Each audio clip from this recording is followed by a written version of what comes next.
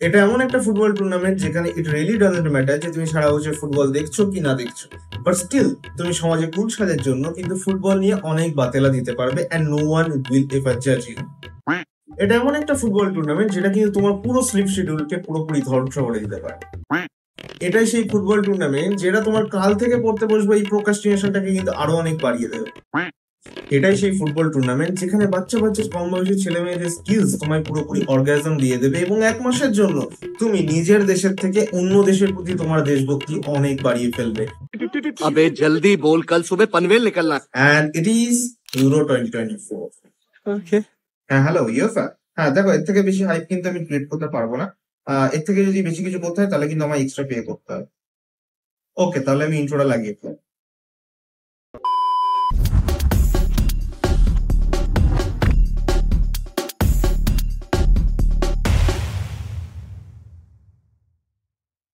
So আজকের ভিডিওতে আমরা আলোচনা করব অ্যাবাউট ইউরো 2024 এবং কোন দল কতটা ভালো পারফরমেন্স দিচ্ছে এবং কোন দলে ওয়ার্ল্ড ক্লাস প্লেয়ার থাকা সত্ত্বেও সেই দলটা হারছে, সেগুলো নিয়ে আমরা বিস্তারিত আলোচনা করব এবং সাথে আলোচনা করব যে এই ম্যাচ ডে 2 এর পরে কোন দলগুলো কোন সিচুয়েশনে রয়েছে এই মুহূর্তে, সেটা নিয়ে আলোচনা করব। বাট তার আগে আলোচনা করব about this tournament, about this euro tournament 2024।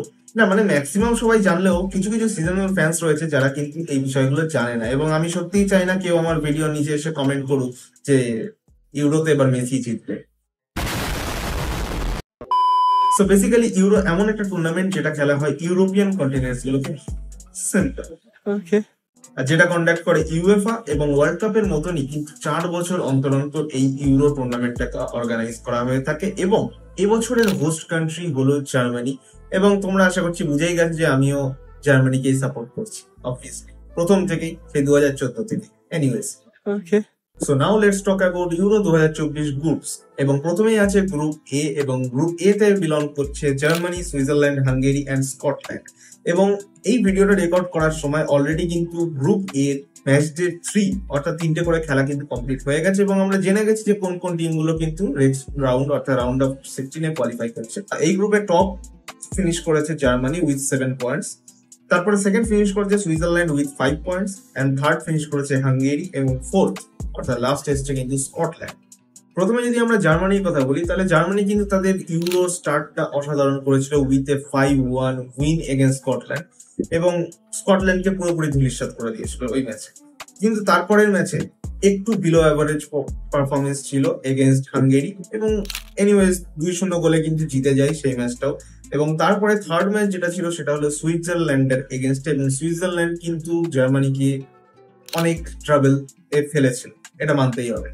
But anyways last মোমেন্টে কিন্তু নিকোলাস ফুলক্রুকের একটা গোলে জার্মানি ইকুয়ালাইজ করে এবং টপ পজিশন কিন্তু সিকিউর করে নেয় গ্রুপ এ থেকে জার্মানি। এবং এবছরের জার্মান ন্যাশনাল টিম কিন্তু অনেক অনেক আশা দেখাচ্ছে, এবং জার্মান ফ্যান্স লাইক মি সেই 2014 থেকে ওয়েট করছি এরকম একটা পারফরমেন্সের জন্য, এবং ফাইনালি আমরা কিন্তু স্যাটিসফাইড উইথ দিস টিম, এবং আমাদের সত্যি কিন্তু অ্যাটলিস্ট ইউরোর সেমিফাইনাল অবধি যাওয়া উচিত।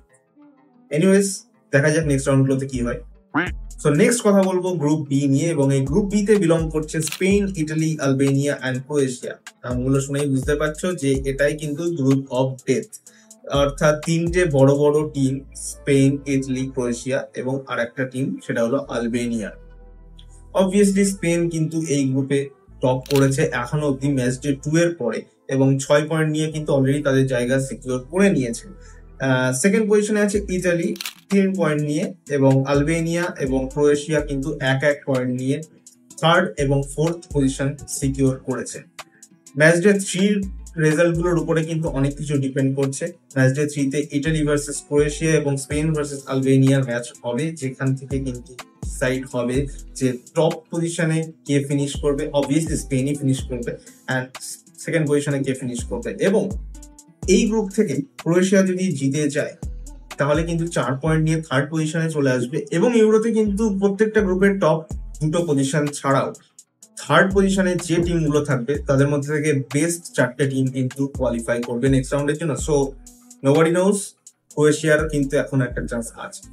So now let's talk about group C, এবং গ্রুপ সি থেকে বিলং করছে England, Denmark, Slovenia and Serbia.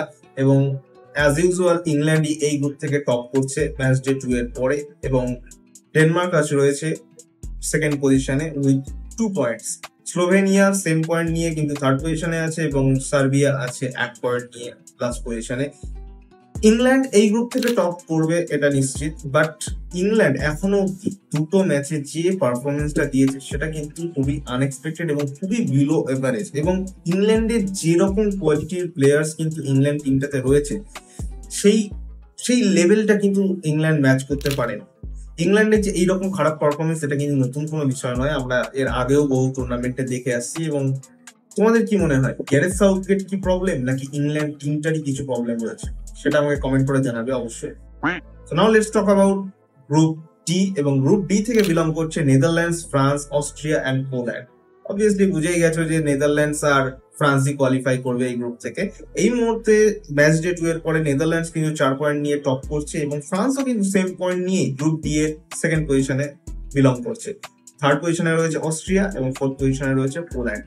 Austria এই টিমটা কিন্তু এই বছরের ডার্ক হর্স বলা যেতে পারে, মানে অসাধারণ পারফরমেন্স আমরা দেখতে পেয়েছি। দুটো ম্যাচ খেলেছে, দুটো ম্যাচে কিন্তু খুবই সুন্দর খেলেছে। ফ্রান্সের এগেনস্টে খুবই আনলাকি ছিল, একটা ওন গোল খেয়ে যায় যেখানে ফ্রান্স জিতে যায়। বাট এগেনস্ট পোল্যান্ড আমরা কিন্তু দেখেছি অস্ট্রিয়া কিন্তু অসাধারণ ফুটবল খেলেছে।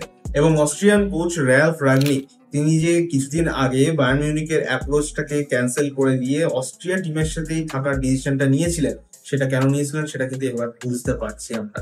সো আমি তো অনেক আশা করছি এই অস্ট্রিয়া টিমটা কিন্তু অনেক দূর এগোবে as a dark horse.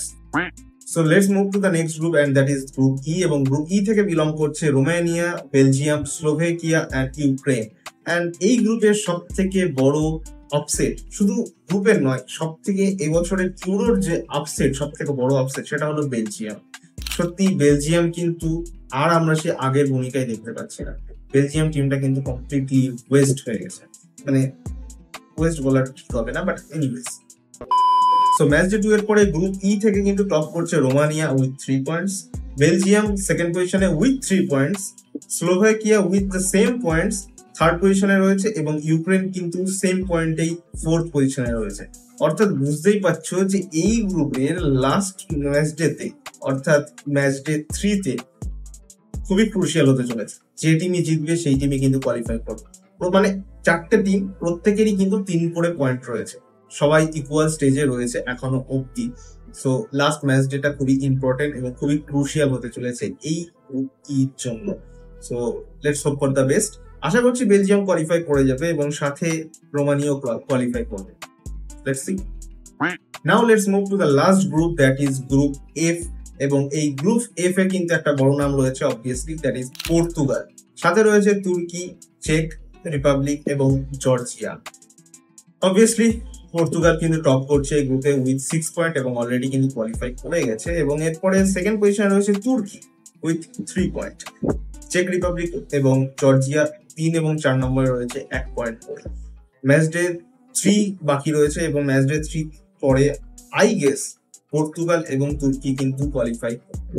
Overall যদি দেখা যায় পর্তুগালের পারফরমেন্সও কিন্তু খুব যে ভালো ছিল সেরকম কিছু নয়, বাট পর্তুগালের যে টিম ডেপথ রয়েছে সেটা কিন্তু অসাধারণ। পর্তুগালের এই মুহূর্তে যে টিমে যেসব প্লেয়াররা রয়েছে এবং তাদের বেঞ্চে যেসব প্লেয়াররা রয়েছে তারা কিন্তু অসাধারণ ক্যাপাবিলিটিস হোল্ড করে, এবং এবছরের ইউরো 2024 জেতার কিন্তু প্রবল চান্স রয়েছে পর্তুগালের। তবে আমরা দেখেছি যে ফ্রান্সেরও কিন্তু অনেক অসাধারণ স্কোয়াড রয়েছে, বাট ফ্রান্সকে কিন্তু সেই রকম স্মুথ দেখাচ্ছে না। বাট আমরা এর আগেও যে টুর্নামেন্ট গুলোতে দেখে এসেছি ফ্রান্স কিন্তু অলওয়েজ লেট এবং স্লো স্টার্ট করে কিন্তু ফিনিশ করে একদম তাগড়া। So nobody knows what will happen, we have to wait for that. So let's hope for the best. So মোটামুটি ম্যাচ ডে 2 এর পরে কিন্তু বোঝা যাচ্ছে যে কোন টিম কতটা দূর এগোতে পারবে এবং কতটা দূর এগোবে, সেটা কিন্তু একটা বেসিক আইডিয়া আমরা পেয়ে গেছি।